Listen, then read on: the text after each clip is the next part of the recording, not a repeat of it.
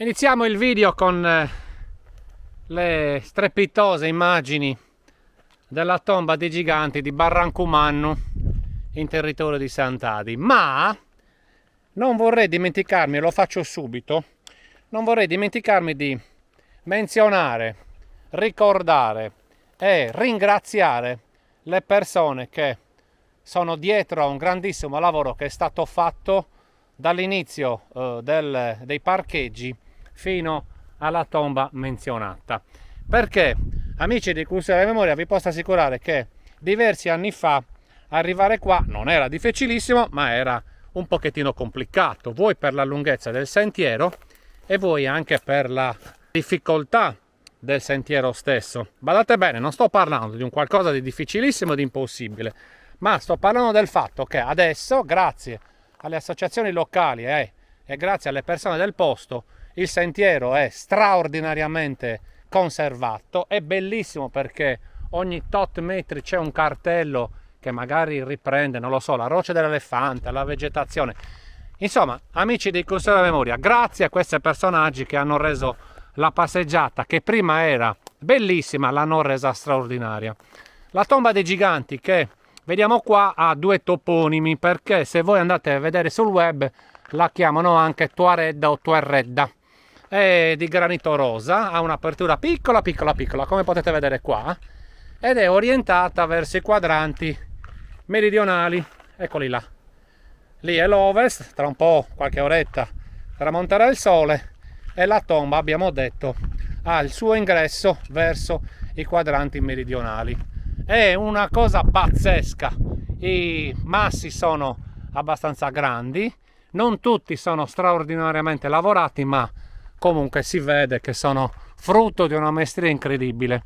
Un concio in particolare sopra l'architrave che vi facciamo vedere, eccolo qua, l'architrave è questo, mi allontano così lo vedete subito, guardate che meraviglia. Ecco, un concio bellissimo lavorato con una sorta di nicchietta, probabilmente un qualcosa di votivo, non lo so, immagino, anche perché prima di dirvi che sopra questa, vabbè, ve lo dico adesso, dai, ci sono 1, 2, 3, 4, 5, 6 lastroni enormi, quelle che spesso magari, chissà anche impropriamente, chiamiamo piattabande nelle tombe dei giganti. Volevo dire, quindi quella nicchietta io l'ho rivista anche qua, vediamo un po', eccola qui, eccola, allì, ed è verosimile che insomma ci fosse di mezzo qualcosa di votivo. L'esedra è molto grande, non è una delle più grandi tombe dei giganti, ma vi ripeto che insomma quando verrete qua apprezzerete le dimensioni che si vedono davvero bene anche salendoci sopra. Ora io vi faccio vedere un particolare qua dei crolli della parte destra dell'esedra, eccolo qua, bellissima questa tomba dei giganti. Amici dei Cultura della Memoria, venite perché rimarrete davvero basiti, davvero contenti, davvero soddisfatto di come il monumento si è conservato a noi per quasi 2500 anni. Abbiamo detto che un piccolo sopralluogo lo possiamo fare anche al di sopra della tomba stessa. Io ci arrivo allungando il passo, vediamo un po', eccoci qua. Chissà se anche questa tomba dei giganti poteva essere come alcune tumulate, e cioè praticamente sotto una grande quantità di terra. Guardate che meraviglia. Eccolo qua, questo è il corpo tombale, che dovrebbe essere lungo così a occhio e croce una quindicina di metri. Ora vi faccio vedere la parte finale, quindi l'abside della tomba dei giganti, eccola qua. Allora, io mi sto mettendo praticamente verso nord e sto inquadrando il sud. Ci sono degli evidenti segni di saccheggio antico. Ecco qua, questo è una piccola apertura che poi dà all'interno del corpo funerario.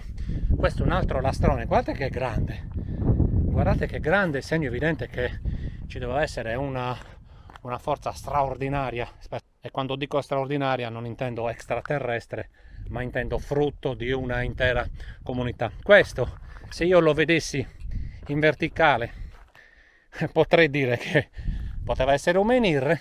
E adesso vi faccio vedere la parte destra, della tomba dei giganti. Questa è la parte destra, ovviamente io sono alla sinistra adesso perché la sto prendendo da dietro, va bene? Guardate che meraviglia, che bello. Cercheremo anche di entrare all'interno, vediamo un po'. Ovviamente quando verrete qua, perché voi, come dico spesso, verrete qua, non dimenticatevi di apprezzare un'altra meraviglia, in questo caso è naturale, ve la faccio vedere subito. San Rocca Freigada, eccola qui, una bellissima cavità aperta dagli agenti atmosferici, pazzesco. È verosimile che qua potesse trovare riparo l'uomo che ha anticipato chi ha costruito tombe di giganti in nuraghi, magari l'uomo che si apprestava a costruire le capanne vecchie, le capanne antiche o le domus del Giannis, chissà, ma sono tutte mie supposizioni. Proviamo a entrare all'interno, okay. Dicevo, proviamo a entrare all'interno così poi vi salutiamo e ci lasciamo, ok? Ok ragazzi, tra poco. Io sono dentro, state attenti quando entrate a non sbattere la capoccia perché gli architravi in questo caso sono due, uno più esterno e uno più interno, quindi attenzione alla testolina.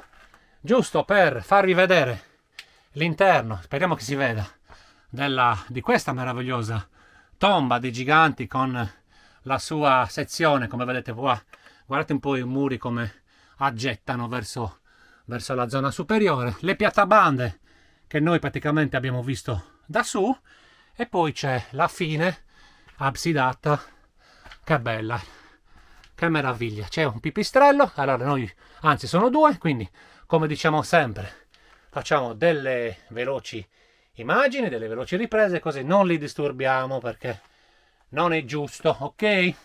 Allora ci giriamo, facciamo vedere, eccola qua, facciamo vedere la sezione anche da qui, facciamo vedere le immagini che piacciono a me dall'interno verso l'esterno. Il granito, ragazzi, qui dentro assume delle colorazioni pazzesche, bellissime, e vi auguriamo tante belle cose. Io piano piano esco, vi faccio vedere poi di nuovo la luce del sole e vi do i nostri migliori saluti, ok? Ciao a tutti e grazie per seguirci.